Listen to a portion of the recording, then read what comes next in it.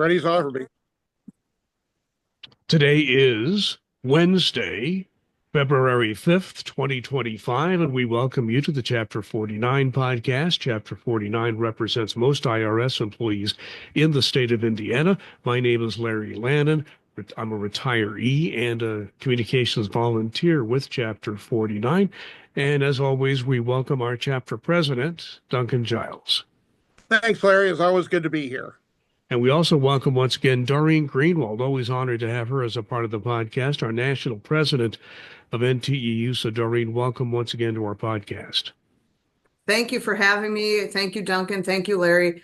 Really appreciate being here with all that's going on. So let's get rolling. Yeah, there is There's something going on. There might be a thing or two happening. So I think I'm going to let Duncan ask the first question. Yeah, there's nothing going on, Doreen. I don't know what you're talking about. So let's talk first about forking around. What your overall thoughts are, what the message you want to impart to our members and other people who are tuning in to this on the deferred retirement issue.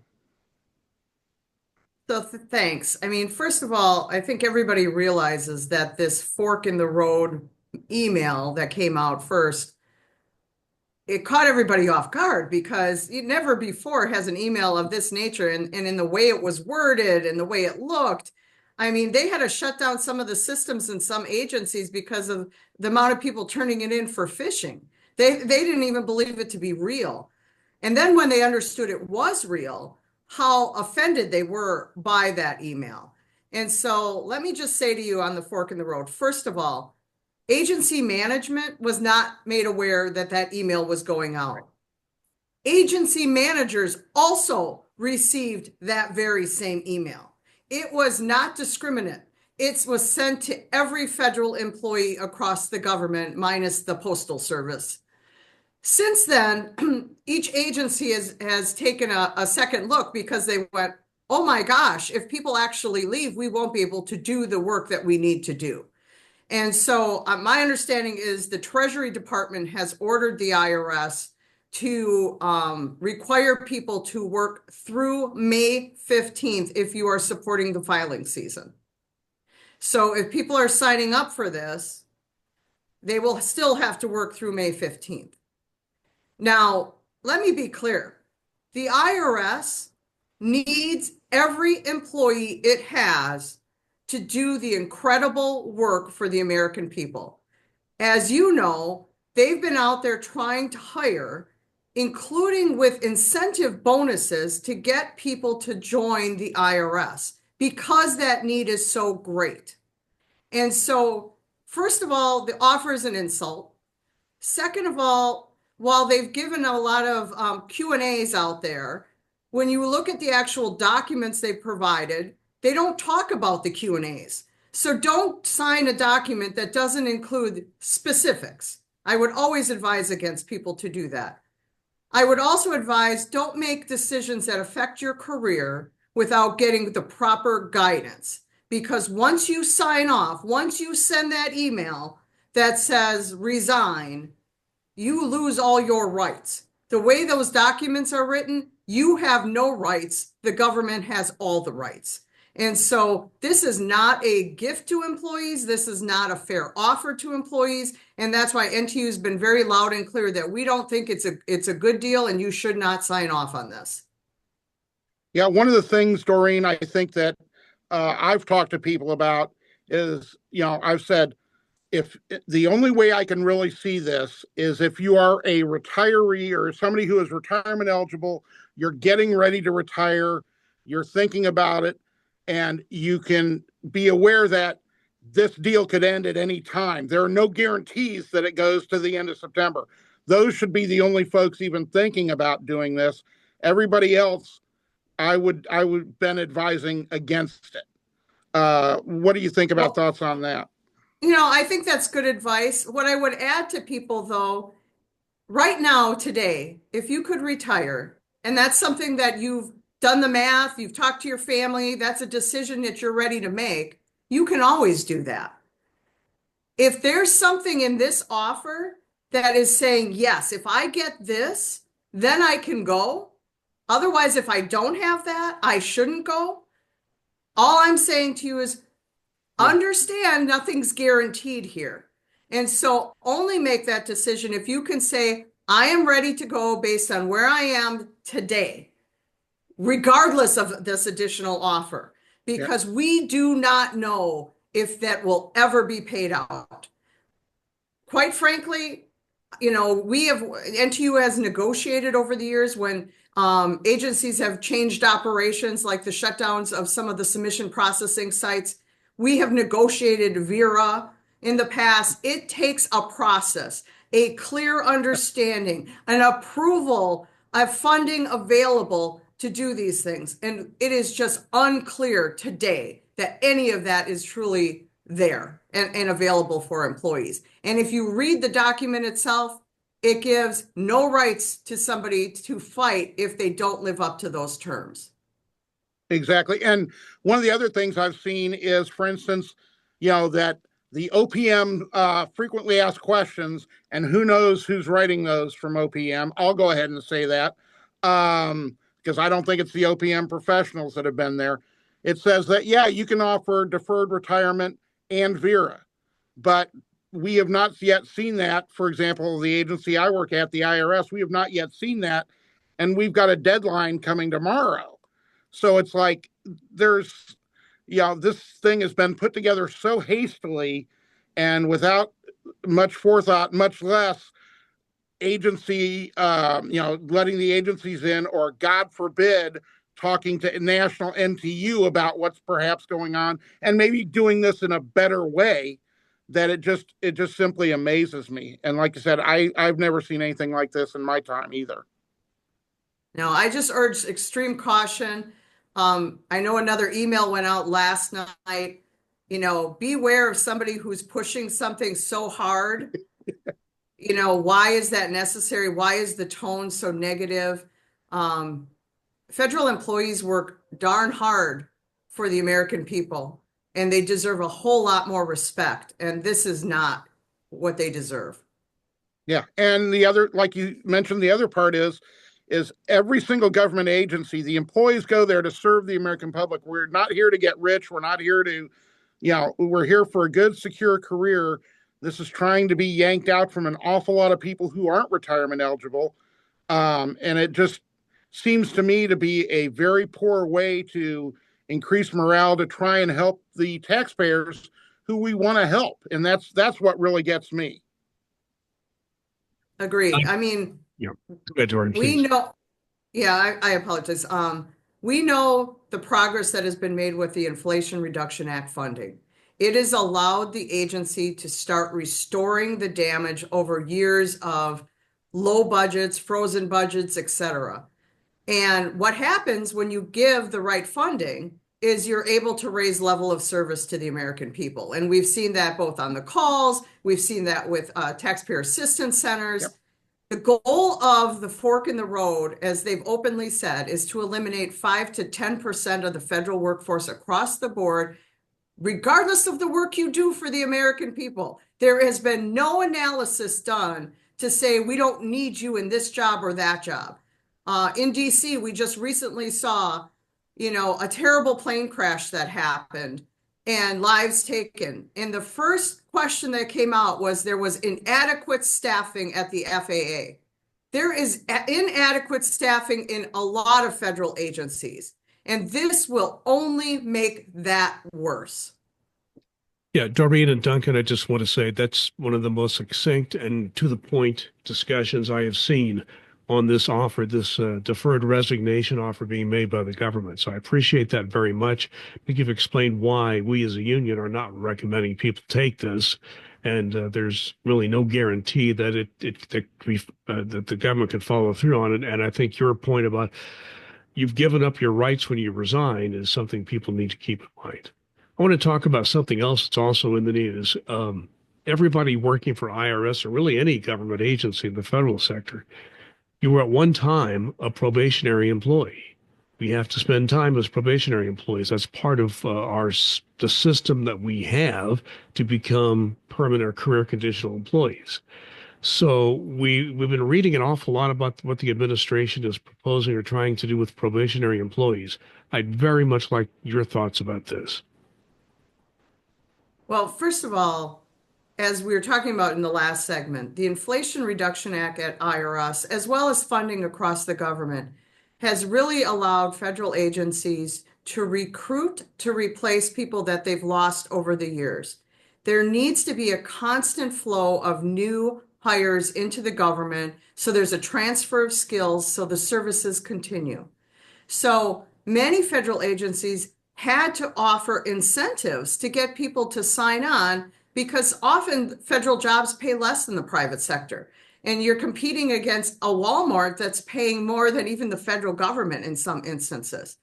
So federal employees who are probationary employees are new to the federal government. They have taken an oath to the Constitution. They want to serve the American people. It takes a lot of money and expense for the government to recruit these folks, and they have been training these folks, which also costs a lot of money. People who have taken these jobs, left other jobs, have moved, have made a commitment to the government, and here now they're getting putting together lists about probationary employees.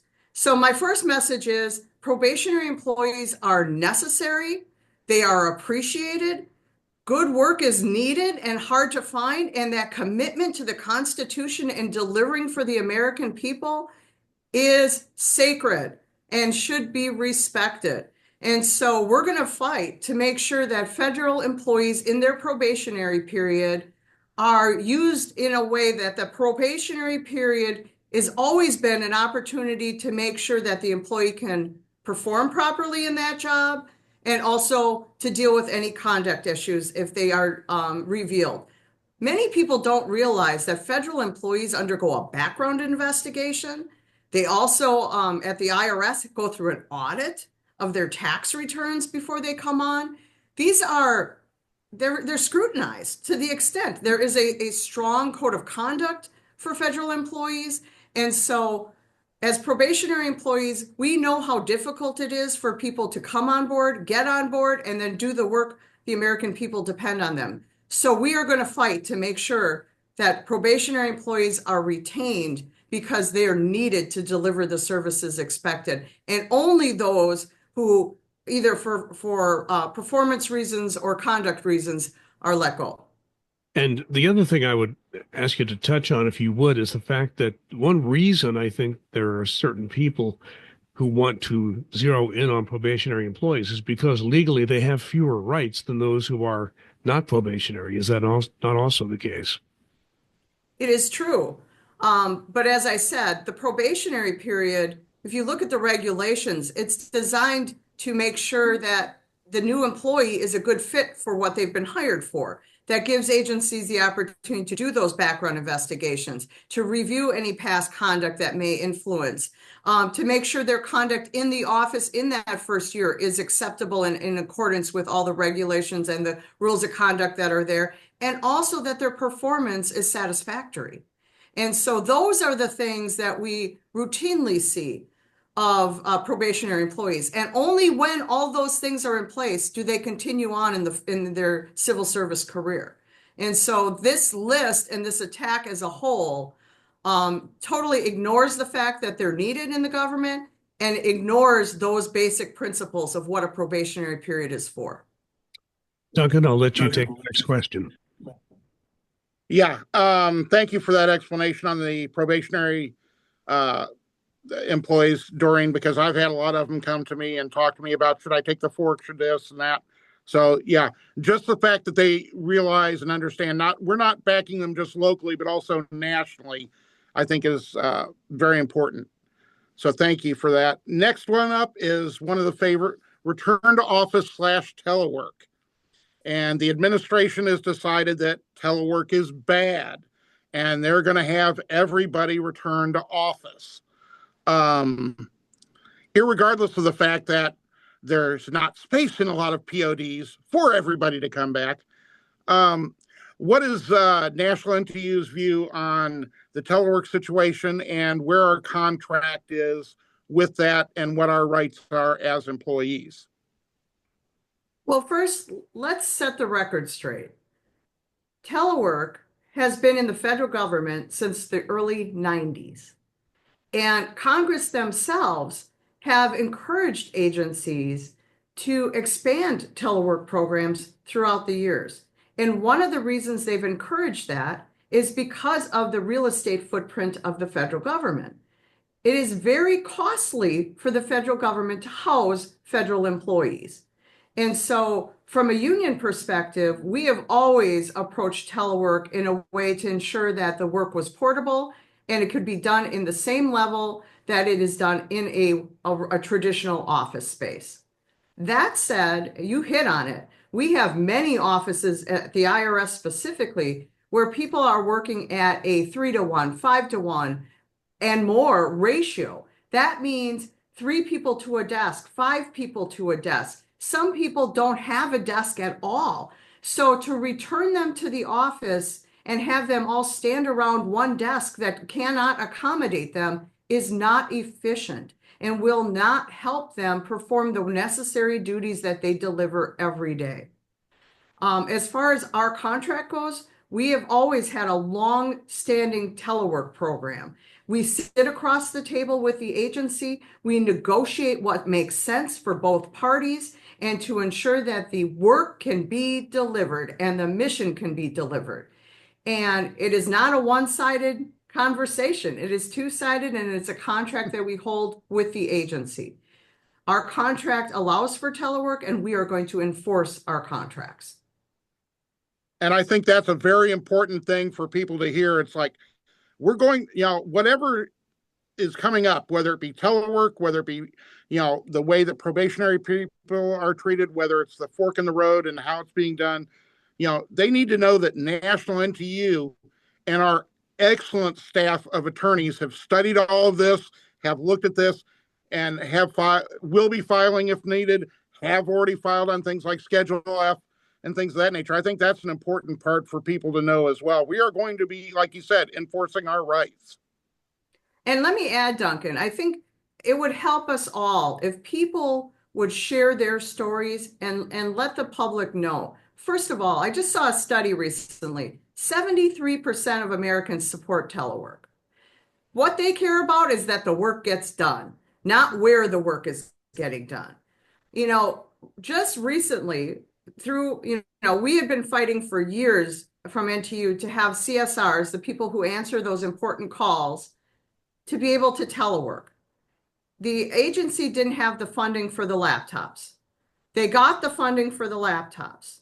And so by being able to not only expand the workforce through the Inflation Reduction Act and giving them the proper tools so that they could use those laptops, service went up from double digit, like 12%, right, to 85%. People who are teleworking sign on to a system. They are monitored every minute of the day, and they take phone call after phone call after phone call to serve the American people. I have never met a taxpayer who cared where that person was who was answering their call. They wanted their calls answered. Prior, they were getting what was known as a courtesy disconnect and having to wait on hold for hours at a time. Let's focus on servicing the American people, and let's make sure that that's where our efforts are. Let's spend money on the resources, the people, and not the real estate. Doreen, I think that there's another aspect of this, and Duncan, you and Duncan touched on this. I'd like to hear more from you on it. This whole issue of telework is not just an attack on telework as it is used in the federal government. I think this is an attack on union contracts because most federal unions have a contract with telework provisions in it. We certainly helped pave the way for that in the 90s. I was part of that, and so were you. I think that this goes all the way back to the Civil Service Reform Act of 1978, where the unions had the ability to negotiate over issues like this. So how does the union plan to fight any attempt to go after our many contracts that you have with IRS and 35 other agencies? Well, as I said, our contract is based on years of negotiating. some of our provisions were ordered in those provisions because we've gone through arbitrations and had different legislative bodies, not legislative, courts, weigh in on these things that we fought for. So we're going to continue to pursue them in all the ways that we have, through grievances, through arbitrations, whatever it takes to uphold that. There's also statutes out there that deal with telework. As I said, the Telework Enhancement Act was something that Congress put forward in 2010. And why did they do that?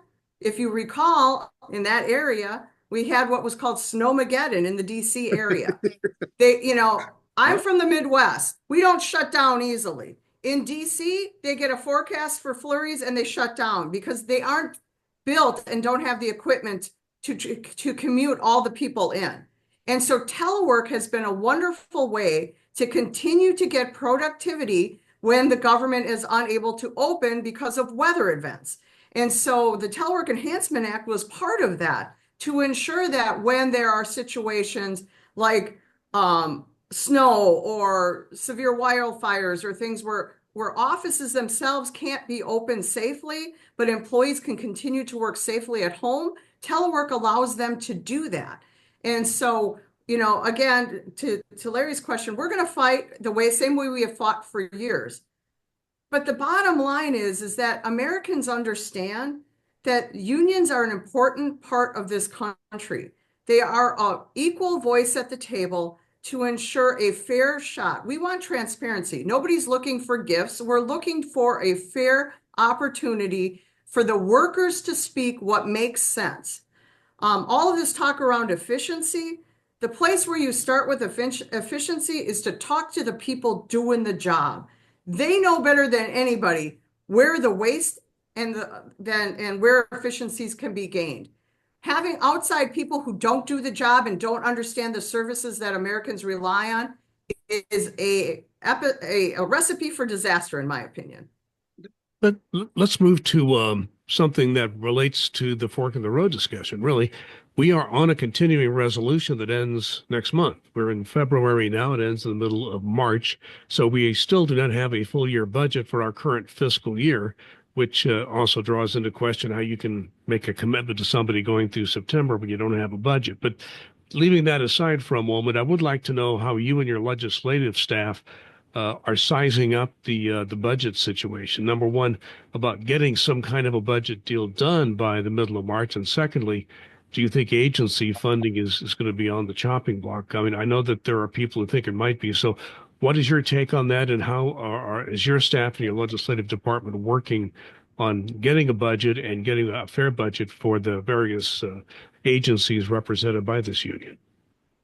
Well, I will tell you, NTEU and our entire legislative team are always actively fighting for the federal employees that we represent in 37 agencies. We know how critical it is for employees to have the tools and resources necessary to deliver on the missions of each agency. And that starts with having a proper budget. And so we educate on the Hill lawmakers about the importance of those budgets and making sure that proper funding is authorized for each of those departments and agencies to make sure that they're aware of what that means if they try to cut those budgets and what kind of services will be impacted by that. I fully expect that there will be a review of budgets and likely an attempt to cut budgets. And so we're actively engaged. I encourage all of our members to remain actively engaged about educating lawmakers, especially about that they're federal employees and that they work outside of DC.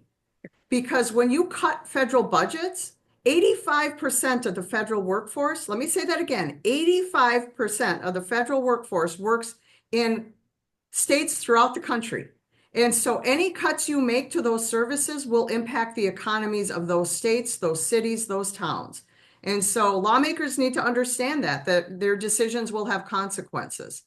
I'm also concerned that as we get closer to this date, that the parties will be able to come together and reach an agreement. And so I think federal employees need to be aware that, the deadline's coming up. The continuing resolution ends March 14th. there's a real possibility for a potential government shutdown if they can't make a deal with each other. The margins, while the Republicans control, the margins are very tight. And Yeah. my understanding of some recent reporting, the GOP is not on the same page either. So, I'm not in those meetings. I can't speak to the facts of that, but I just, from a federal employee standpoint, I know federal employees live paycheck to paycheck. And as this comes closer, I just urge people to be aware of that there's tension ahead and to plan accordingly. And next question, Duncan Giles. Yeah, first off, I want to hit on something you just mentioned, Doreen, and let people know, again, we tell them this all the time, but it bears repeating. If you go to the NTEU.org website, and you can very easily write a letter to your congressperson, your senators. Takes just a couple of minutes. There are pre-done templates. There are, or you can change it as much as you want or write your own. But I think, like you said, it's very important for them to hear from you. And going into the website as well, can you touch on again why it's extremely important that folks have on their not work email, but their personal email, as well as their non-governmental cell phones, and why that's important for NTU to have for what purpose? Sure. First, let me add on, it's important to stay active. So do watch our website. We often, as Duncan just said, draft letters and things to help educate members of Congress about issues important to federal employees. It's equally important for you to explain to Congress the important work you do for the American people. Congress changes over every 2 years sometimes. And so we work all the time to educate people, but as new folks come in, and even people who have been there a while, they may not have a good understanding for the work you do. And so that is equally important. Stop by your local offices. Let them know you're a federal employee. Let them know I work for the IRS. I answer calls. I help people with adjustments. I do critical things that help serve your constituents. They need to hear from you. As Duncan said, when you're on that website, make sure we have your personal email and your personal cell phone. We want to make sure that we can communicate with you outside of government work email. Also, cell phones particularly, if there is a shutdown, we have no way to reach you through government emails at all.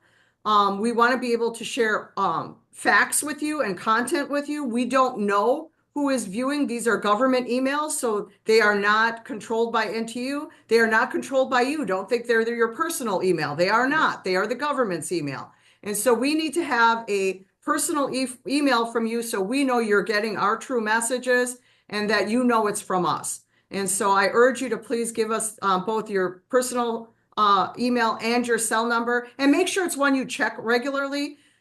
We will be using text capability going forward, but trust me, I know you don't want to get a bunch of texts. So we're going to use that sparingly, only when emergencies come about.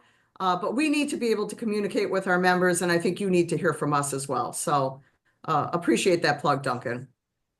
Well, Doreen, I just want to give you one last chance as we run out of time here. We've talked about a lot of very important issues. I think you've done a very good job as a national union of communicating to the membership. I've been watching that very closely.